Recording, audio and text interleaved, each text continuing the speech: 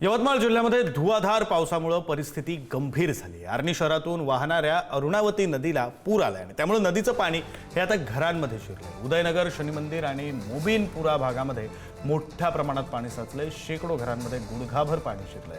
पुरामुळे नागरिकांचं मोठं नुकसान झालंय। हवामान विभागाने यवतमाळ जिल्ह्याला पावसाचा रेड अलर्ट दिला असून प्रशासनाकडून परिस्थितीवर लक्ष ठेवलं जात आहे।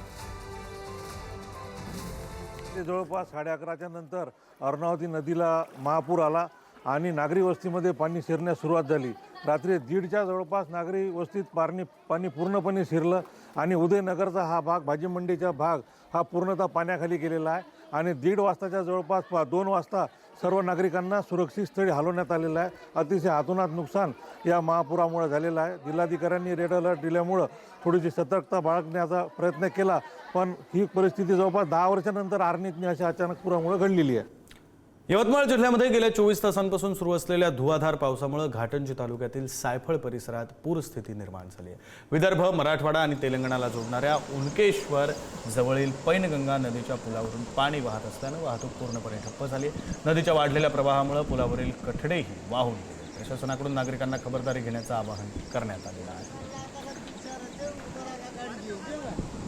यवतमाळमधली ही बातमी आहे। यवतमाळ जिल्ह्यात गेल्या 24 तासांपासून धुवाधार पाऊस सुरू आहे आणि त्यामुळे घाटंजी तालुक्यातील सायफळ परिसरामध्ये पूरस्थिती निर्माण झालेली आहे। आपण हे दृश्य पाहू शकतो। मोठ्या प्रमाणात पाण्याचा प्रवाह आपल्याला दिसतोय।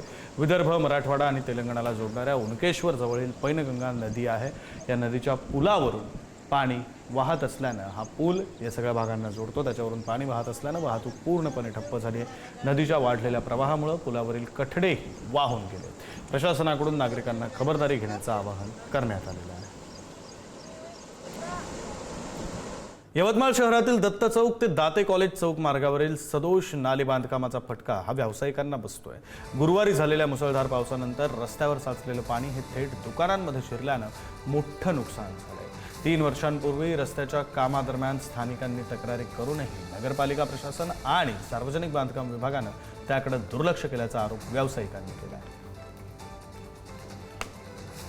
नाल्या पूर्ण चोकून आल्या, पाणी वरती येऊन राहिलं। नाल्या छोट्या झाल्या आणि पाण्याच्या धारा जे येऊन राहिल्या ते पूर्ण मोठ्या आहे आणि त्या नाल्याला एवढं पाणी काही कंट्रोल होऊन नाही राहिलं आणि नाल्या खूप छोट्या झाल्या आहे।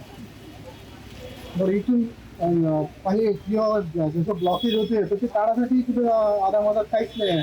पूर्ण इथून त्या चौकातून निघायला डायरेक्ट त्याच चौकात आहे आणि हे मागच्या आमच्या ज्या गल्लीच्या साईडचं पाणी अशी वरचं उंकडे येऊन राहिलं पूर्ण। नालीच्या तोंडात गाळ पाणी सुद्धा नाही आहे। आता काय मागणी आहे तुमची? काहीच नाही, व्यवस्थित करून घ्यायला पाहिजे। अन्यथा काही नेहमीचा आम्हाला त्रास राहणार आता।